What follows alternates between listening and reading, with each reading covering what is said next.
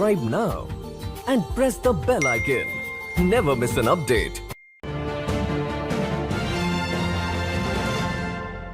Namaste, konnichiwa. Welcome to the Nupur Tewari Show. And today we have a beautiful lady with us. And she is Momoe-san. Yes, all the way from Japan.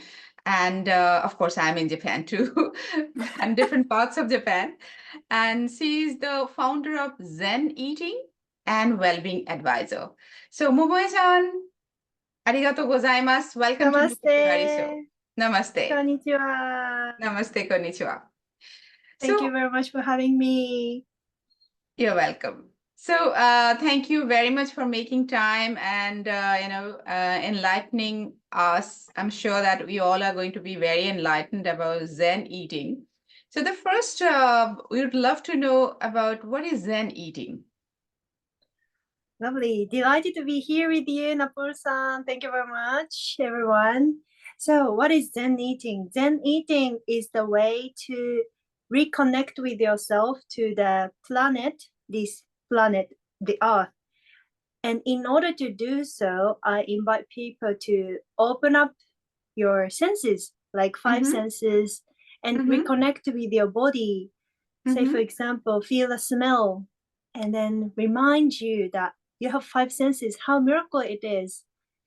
So that's how I invite people to tune into joy and bliss through conscious eating, which I named Zen Eating. Is it really, it is everything, like it is vegetarian or vegan or all the, even meat also included? Well, I emphasize the part of how to eat rather than what to eat. I strongly believe that every single person has their own healthy diet or healthy recipe. So I also think that in this era, we're highly digitalized and we're overwhelmed with information. So too much information. So now I'd like to introduce how to listen to your body. So that's why I usually don't suggest any recipes or any food restrictions, like anything you can eat if you feel that is good for your long term, it is good for your health and good for the planet. If you think so, that is good for you to eat. So whatever you eat, I like you to eat with this consciousness and compassionate to yourself and then to the planet as well. So how to eat is as important as what to eat. True. So understanding like what you're eating and very consciously, mindfully eating that thing. Yeah. Totally. So yeah, as you said, the listening to your body is very important because so many times we just tell that no, I'm not supposed to eat that, but maybe sometime but my body wants to eat it. So I think I also strongly believe that we should listen to our body because it gives us that kind of sensation, or that when to stop and what to eat, I guess. Yeah. Totally.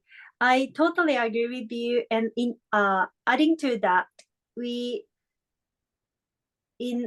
especially if you have busy life, we tend to think like our mind is our leader and our body is just following our mind. But truth is our mind, body, spirit or soul or heart or whatever you call. So mind, body, soul should be aligned. And so listening to your body is first gate or first step to open up your alignment, to make your alignment. True, very true. So definitely, you've been to India. Yes, I love India. Yeah, thank you so much for loving India. And what exactly about India, attracts you the most? So I would say philosophy and spirituality, the depth of philosophy and spirituality attracted me Hmm. to come back to India many times and finally lived in India for 2 years, a little less than 2 years. So we would be really glad if you can just tell us, like, what was the reason you lived there 2 years? Sure. When I was in university in Tokyo, Japan, I studied cross-cultural policy making under the Faculty of Policy Studies. So cross-culture, uh, I studied about. I chose Buddhism as to compare the culture, and in order to know about Buddhism, we definitely have to know about Indian philosophy and ancient Indian spirituality. And that was my first encountering with India. And um, I from the first visit, I think I went to India 7, 8 times before I moved to India as tourist or as a field worker, and um, I felt deep spirituality. But after visiting 6, 7 times, I felt like as a tourist or as a short time visitor, I can go this this level of deep depth, and I have to live to go deeper than this. So I decided to move to India, and during these 2 years of living in India, I lived in New Delhi and Kerala, south end of South South India. Southern part of India, yes. Yes. So my life was waking up 5 a.m. and doing meditation and studying about Ayurveda, studying about philosophy. And so that life was amazing. I could learn a lot from India, and I appreciate that India is still um, teaching us the wisdom that we can learn from thousands, 2,000 years ago, and that is still living in India. And partly, I think Ayurvedic nutrition. I learned nutrition from Ayurvedic professor in Kerala. So that helped me to think about healthy diet, because I was in healthy healthy diet that time already. My mother recovered from chronic illness that called rheumatism in Japan. So she could overcome from that illness by changing her diet to healthier food.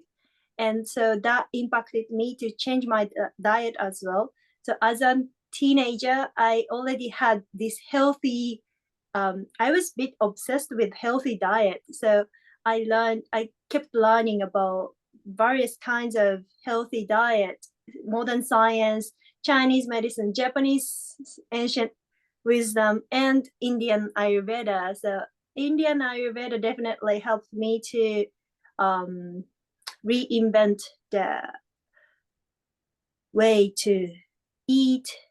And yes, that's what I learned from India. So you just Definitely said medicine. that your mother actually recovered from that disease by changing her diet.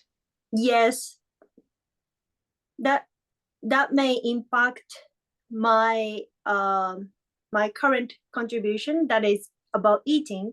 So well then he she had rheumatism. It's like painful. Whole body is so painful. Every bones are so painful. That is painful disease, but she doesn't have it anymore because medicine didn't help her to cure it. it just like medicine was just painkiller, but it didn't help to treat it, the cause.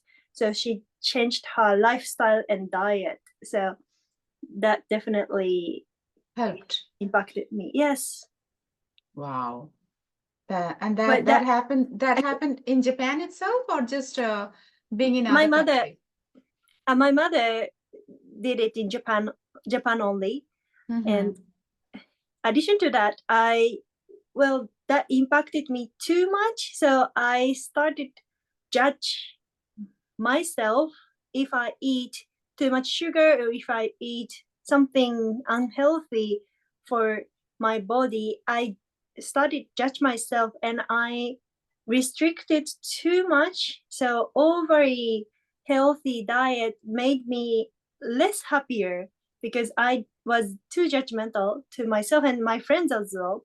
So I realized that what to eat is important, yes, but how to eat is as important as what to eat. So that's why how I started why I started Zen eating. So consciously eating is as important as, because I started to see food as not as a nutrients but like supplement. I started to use food. Food should be life source, our life source, but I started to use it. I think it is too much of control. I should appreciate it instead of controlling it. Actually, the five senses, which actually we have, I think food attracts the most. The each sense. It can be, even the smell, taste, True. definitely everything. The five senses. True. Food is something which I think undeniably attractive to Yes. each and every human being. Yeah. Yes. And another thing, actually, what you just said that, of course, you changed your diet. Normally, me being in Japan and 21 year and with only the Japanese nationals, I spent almost all my life, like in Japan. So generally, the outside world and they consider the Japanese food itself a healthy, right? And if you compare other countries' food, of course, Japanese washoku. I'm talking about the washoku. So the Japanese food is very healthy. It's a full of veggies, full of protein, tofu, tokai, payatte. So so like what kind of differences did you find in Ayurvedic food and the Japanese food, like which made you to change your mind? Ah, oh, 面白い good ね。question. Good question. So I found interesting in Ayurveda was you decide what you eat today according to your body type, your そう。 body type, and それを聞 also きたかっ your たね。 condition. うん。 Yes, condition of your body today. う So ん。 maybe weather or temperature or how you feel, like stress or happiness, those kind of complex circumstances, environment will change what you should eat today. That is Ayurveda. うん。 So this combination of your constitution is prakriti in うん。 Prakriti is in Sanskrit. nature. うん。 Yes, nature. う So ん。 it is from your lifelong and today's condition and so on. So うん。 this was interesting for me うん。 because I brought up in Japanese family, so we didn't have this concept. Yeah, I So totally that can understand. Yeah, one more, very funny example. Because I taught in school, in every kind of, it's a elementary, junior high, high school, all kind of. So, 給食ね。給食では、給食そうですよね。 school 牛乳、school lunch. ミルクと一緒にみかん、orange も、Oh. it gives.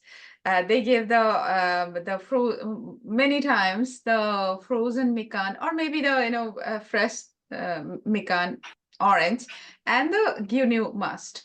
So I just told that in our Ayurveda, because I also studied Ayurveda. So Hmm. it is not a very good combination because it's a when it will become totally paneer, Mm. inside your body. So the definitely, they were very much surprised, like, why did you say that? And I explained that this is the reason, and I was taught in a very, very uh, spiritual and what should I say, very Indian spiritual family, like Ayurvedic way of life we had. Mm. So I know the combination of the food, what to eat, that was my base. So here is those kind of things I always definitely I couldn't stop that, but I did educate them that these are the combination which should not go Mm. with. Yeah. So Um, what do you think about those things? oh, those things. So school lunch Hmm. is good example, but it is I would say I didn't grow up Eating school with lunch? yes, I did, but in my home, my family didn't feed those kind of things, never. So I Mm. didn't have my own example. I didn't have culture to drink milk in my home because Oh, okay. my Mm-hmm. family knew that it may not be good for my digestion, Mm. and none of my family member did good had good stomach digestive juice enzyme with lactose in Mm. milk. Mm. So that particular example, I had skeptical eyes from as a kid already, and I wasn't sure that school lunch is the best um diet in Japan. Probably not. So No, family definitely. They try their best to give the right, protein and right, right. everything. They try No, their best. yes, But Ayurvedic yes, way is different, I said. different Yes. Yeah. completely. And also Completely. so I should share some beautiful example from Japanese diet then. So say for example, now I'm in Yamagata, my grandparents home. I They have mountains here, and they pick mountain vegetables and mushrooms. So those natural resources, this place is resourceful place. So they hardly go buy something. So still they do have knowledge and wisdom which season, which kind of vegetables, wild vegetables are available, and which one is poison, which plant is edible. So these kind of indigenous wisdom from ancient generations is still here, and I really would like to learn directly from my grandfather because my generation doesn't know anything about True. plant or wild vegetables which Mm. has been existing in Japan for long, but in these Thousands of two years.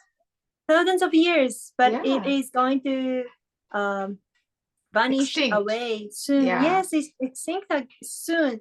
So I'm here to learn more about wisdom to live with one, to live as a one with the nature, to live the part as a part of nature. That Mm. so Yes, we eating should. is yes, Mm. eating is one of the activities that you bring yourself back to this cycle of life, cycle of Mm. living. Mm. So I strongly feel that I am part of the nature. I am part of this cycle when I'm here. But Mm. easy to get lost in hectic life in Tokyo or True. middle of city because we are so drawn into commercialism. And I would like to introduce people the way to reconnect with this cycle of life through eating. That's True. why True. I'd like to connect this Zen eating to like sense of oneness, Mm. connection with the planet. that gives True. you utterly safe, and feeling joy and bliss. Totally bliss, yeah. And the Totally same thing bliss. I did in Kitakyushu. When I was in Kitakyushu and Matsuyama, there was like Takenoko and those, Yeah. Yamaimo, going to the Yama and picking up those things, very organic. Yeah, what you were saying, actually, I have been very blessed living in different parts Mm. of Japan and Mm. learning these things even. And that's why I just love the Japanese way of, as you said, of course, the hectic life in Tokyo is very different, but still the, Yeah. suburb of, smaller cities, the countryside of uh, Japan, still so healthy. It's amazing, actually. It's so consciously people are eating, and I'm Mm. a big fan of that countryside life of Japan. Lovely. I just love it. Yeah, yeah, that's. Great to hear that. Yeah, I'm a, like, if I start speaking, just hours and hours I can talk about those stories, my my staying in countryside, smaller Mm. cities in Japan. But Mm. yeah, so Yeah. we I yes, Momoe-chan. Thank you. So speaking about countryside, I gave a speech at the United Nations 2 weeks ago in Mm-hmm. United Nations Asia headquarters, and Mm-hmm. I introduced the one Japanese word, which was wa, harmony. Wa. Wow. Hi. So harmony does mean gentleness in Japanese as well, and so gently coexisting together and interrelated together. This is what we can find in countryside in Japan, maybe still in Tokyo a little bit as well. Mm. Yeah, not in Shibuya, but yeah. But yes, of course in Tokyo Community, too. yes, That was a among joke. people. Exactly. So that is the thing I promote about Japan, that if we're coming to Japan, just don't just stay in Tokyo and Shibuya or Tokyo Tower. Mm. Just you have to know the tamasi, the soul of this country. Oh, yes. That and I as I said, I have been very blessed, and I personally I feel that I found the soul of Japan, so I'm so Mm. much in love with. Mm. So yes, That's so very beautiful. very rightly said that you should definitely learn these things from your grandfather, because it is true Yes. though, because with the previous generation they will be gone, Mhm. Mm. right? Yes. And we can rediscover or reconnect ourselves into that, like Mm-hmm. we don't Exactly. have to be like previous generation. We cannot, because we No. are having this Mm. modern life, so we can innovate in our lifestyle into, I think, edit into our lifestyle. Mm. And It's a one more great thing, combination. You have great to. combination, yes. Yeah. One more thing I found something common in Japanese culture and Indian culture probably is the sense of zero, or sense of nothingness, the beauty. Uh, well, I thought in the beginning, Mhm. I thought that finding beauty in nothingness, say for Mm. example, Zen garden, is not gorgeous. It's not with golden color, but still it is very humbly beautiful. Zen garden, or like, it seems like empty and dry, but you can find it. So with your internal eyes, you can see ocean, water in Zen garden. So Zen garden stimulate your internal perception, and your inner eye flourish by observing the Zen garden. So it is not like Western garden, which is already completed before you visit there. Zen garden will be completed when you are visiting there. So it co-creation of the beauty, that this, I think, nothingness, the sense of ku, shunya, enable this beauty. And I learned that this concept came from India originally. This concept came Yes, from Sanskrit originally. So exactly. what I thought that this is Japanese culture, but it was sometimes originated from India. So I again found Indian influence in here in Japan again and again. Actually, when you're talking about Zen garden, definitely, I closed my internal eyes and just I went there, I meditated already. The silence of that, which actually attracts me the most, the silence, the Mm, shunya, actually, from Junya. actually, there is nothing, but there is everything. There And is nothing. Yes, there is everything. yes, Is it how you explain shunya in English? yes, there is nothing, but there is everything. And it starts Mm, from that nothing. So totally, totally. it's a bliss. Like if you find the happiness, which actually this materialistic world, which is offering you maybe the billions of property or billions of dollars, but you find the happiness and the bliss being there. It just you know you cannot compare it with anything else. Yeah. Totally, totally agree. And So interestingly, I didn't introduce myself in the beginning much. So interestingly, I have been introducing this way of conscious eating under the context of well-being, and now I had I had delighted, like, was given the opportunity to introduce this to Princess of Cambodia, or the sister of former Prime Minister of Obama, or former Prime Minister of Thailand. So those kind of people shows the interest. And also I learned a lot from Indian spiritual leaders like Dalai Lama or Sri Ravi Shankar or Baba Ramdev. So it is interesting that what I deliver, the messages that we deliver, seems like going backward to the direction of modern life, but it is going the direction that we to create a future that leaders want to see. it So is. It is, that's the base of everything because we all are the mortal being and we are here to having the conscious living. yes, So, totally. and everything was originated the land called India, Mm. thankfully, which acts. Mm. Yeah. And how beautifully that is my goal. That Mm. I'm from India. I feel so blessed. I learned Indian philosophy in India. And from last 21 year, I have been learning the Japanese philosophy, Zen philosophy from the monks actually. So Mm.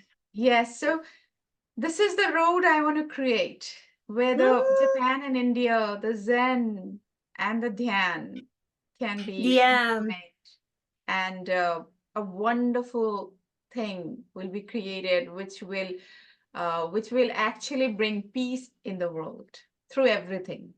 totally. Internal peace may create external peace among people as Exactly. well. Exactly, The, absolutely, absolutely. Wonderful work you're doing, Momoe-chan. Actually, you are, so I'm sorry, I'm calling you Chan. So, so delighted to be. this one is the consciously, yeah.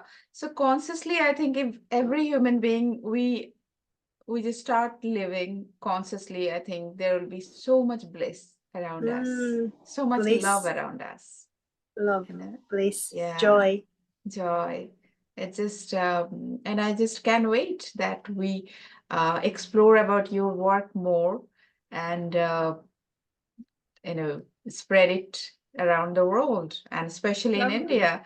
I think Yes, yes.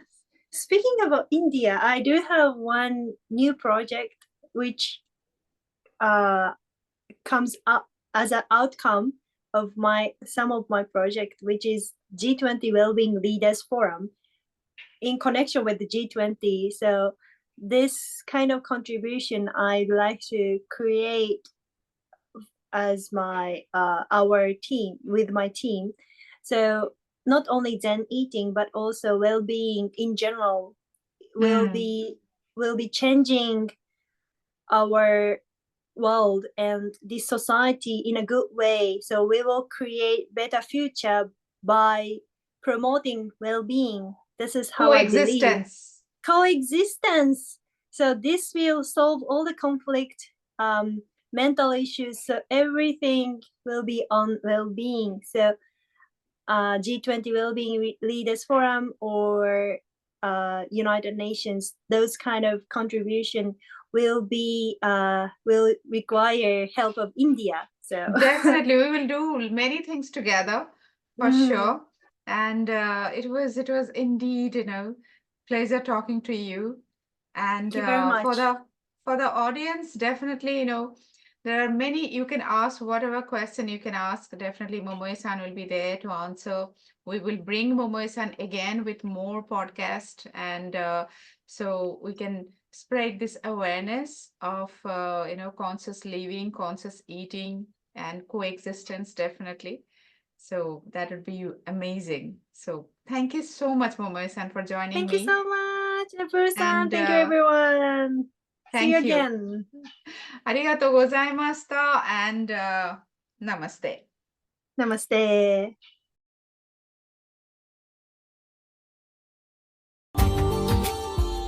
Subscribe now and press the bell icon.